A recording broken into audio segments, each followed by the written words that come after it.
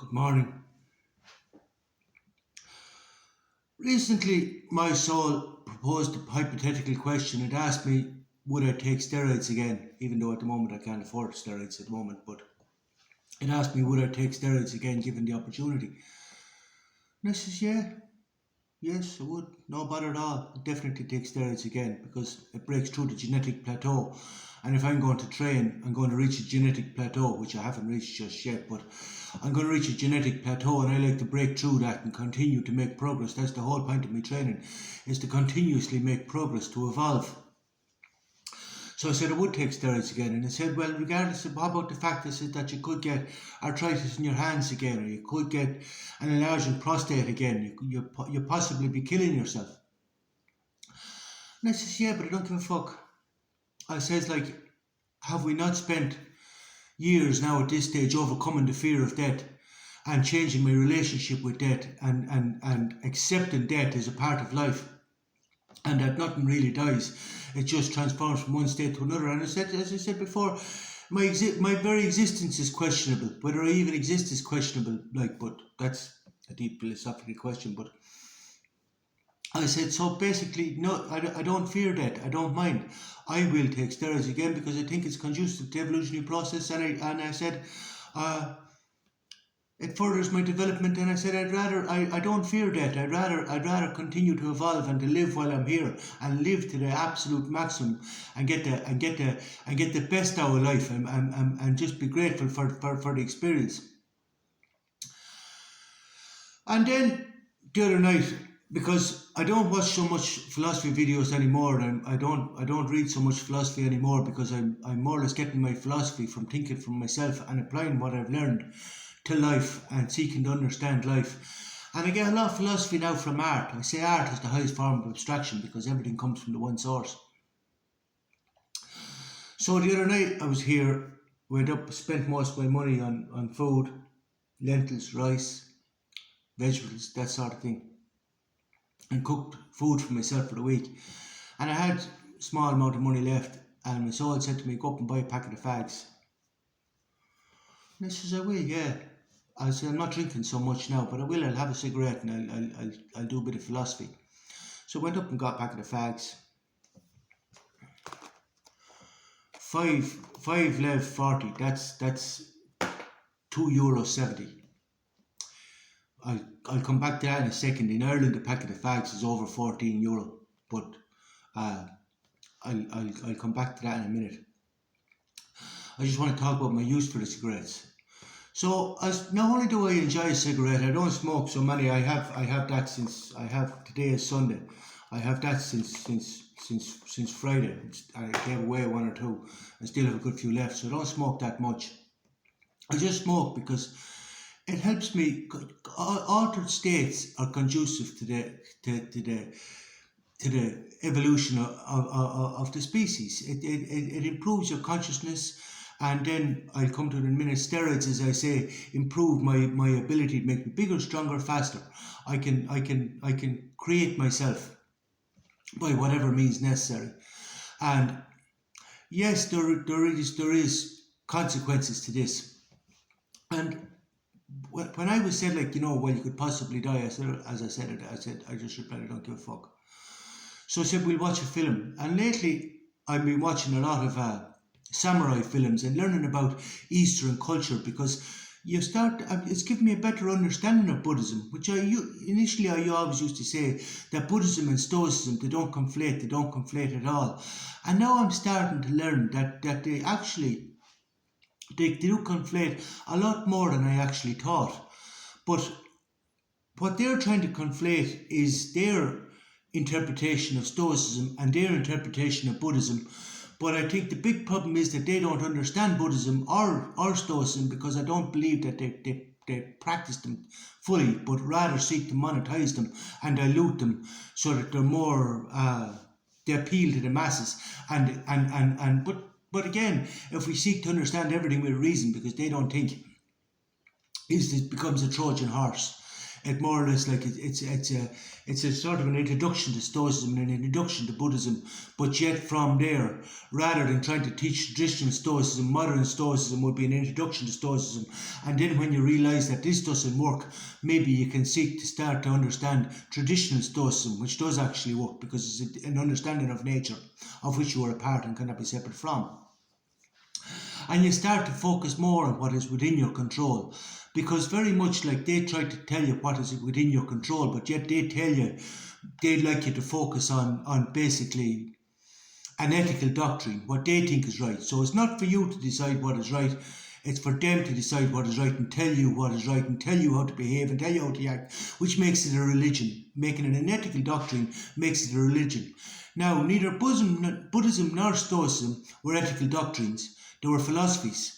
And the purpose of philosophy is to teach you how to think for yourself, because this is the most important thing. You have a limited amount of time in which to free yourself, and if you don't free yourself, it just becomes, as I say, a recurrent cycle. But the way to free yourself is to question everything, to look at everything, and decide what you think is right and what you think is right, and to focus on your intent. So basically, your desires, aversions, and intent. So this means to overcome your conditioning and to condition yourself as to control your desires, control your fears or your aversions, and to question all the time your intent. What is your intent? And be brutally honest with yourself. Basically, if you're doing something for money, don't try to delude yourself that you're doing it for any other virtuous reason, because that's not virtue. If you're doing it for money or for your own selfish gains, that's not virtue. And Stoicism and Buddhism is all about virtue, but that's not virtue. If you're doing it for your own personal gain, or you're doing it for profit, or you're doing it for any other reason, for your own gain, for your own selfish interests, as a collective or as an individual, that's not virtue. So you have to be brutally honest with yourself. Am I doing it for money? What is my intent? What is my intent? So when I'm asked about the steroids and say, should I, like, for example, I promote smoking. I tell you why I promote smoking, because I think it's an altered state, and it actually, smoking in moderation hacks the acetylcholine receptors and better enables you to be for the uptake and parsing of information.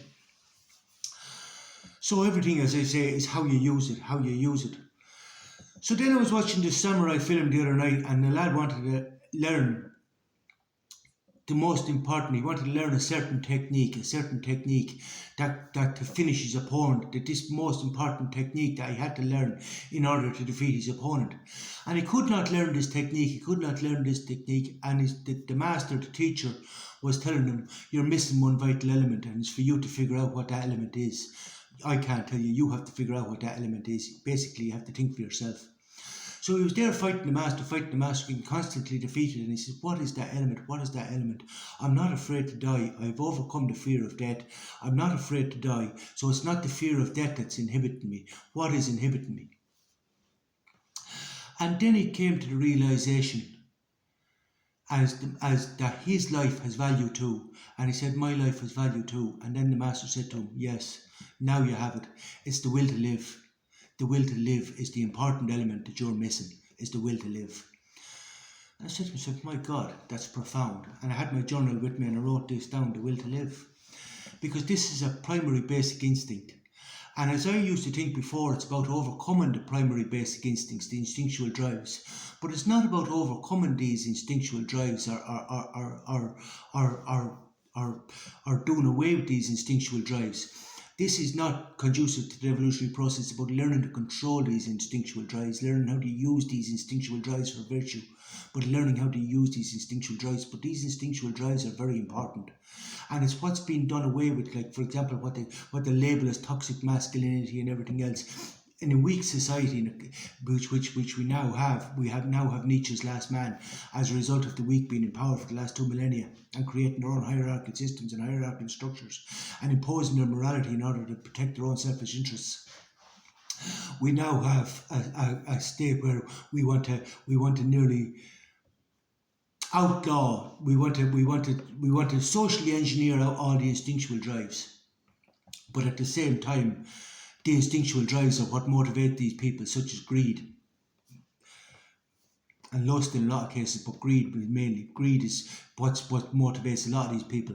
Basically, in what I call the golden calf, where you worship money and wealth more so than you worship nature or the universe or God or other people. If you have an understanding of God, God is the universe, God is nature, and then we could start to break down like, for example, like, I didn't want to get into about Peterson, but he has a show at the moment called Exodus. And when I watched that the other night, I labelled it The Muppet Show. This is The Muppet Show. Because I said to the universe, this is The Muppet Show, this is The Muppet Show. But yet, if you seek to understand reason, but anyway, basically we're talking about one God or multiple gods and everything else, but as I said, they weren't saying anything new.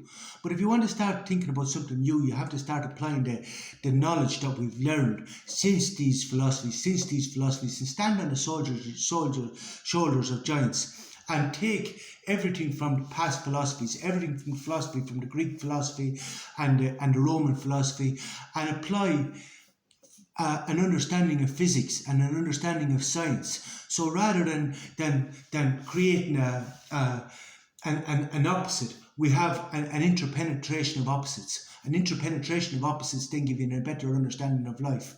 So we could say that the universe is comprised of binary opposites.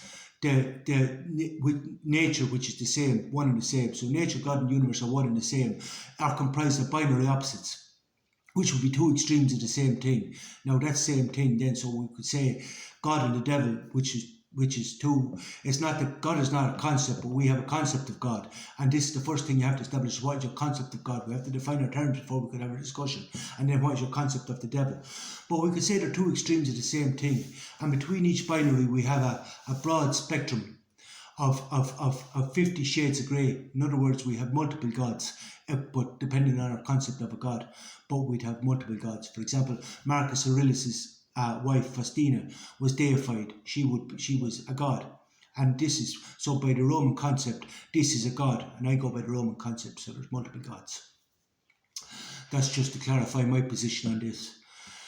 But I was on to say, so the will to live is very important. So then I had to apply this to myself. As my soul said to me, now you said you have to realise that your role is the evolution of the human, rather as opposed to the evolution of AI, on which AI is making fast ground. And if the humans don't start to evolve, we will become extinct as a species.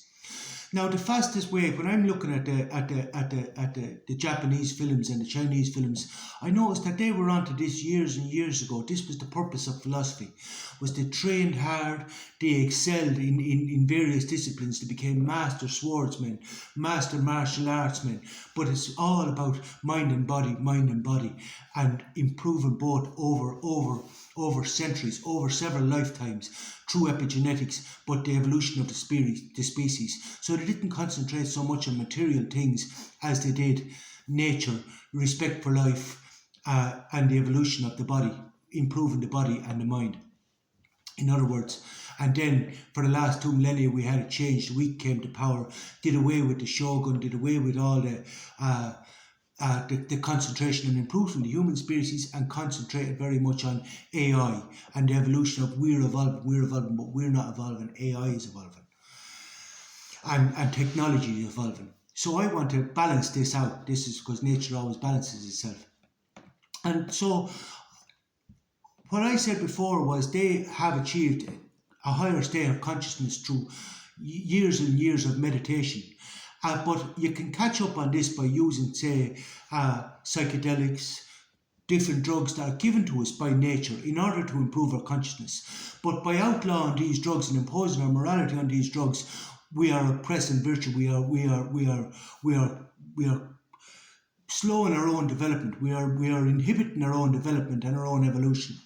So I have given lots of thought to this, and I do what I think is right. So I am promoting the correct use and seeking to understand a better use for these drugs, a better use of food, a better way of doing things, and focusing on evolving the human species.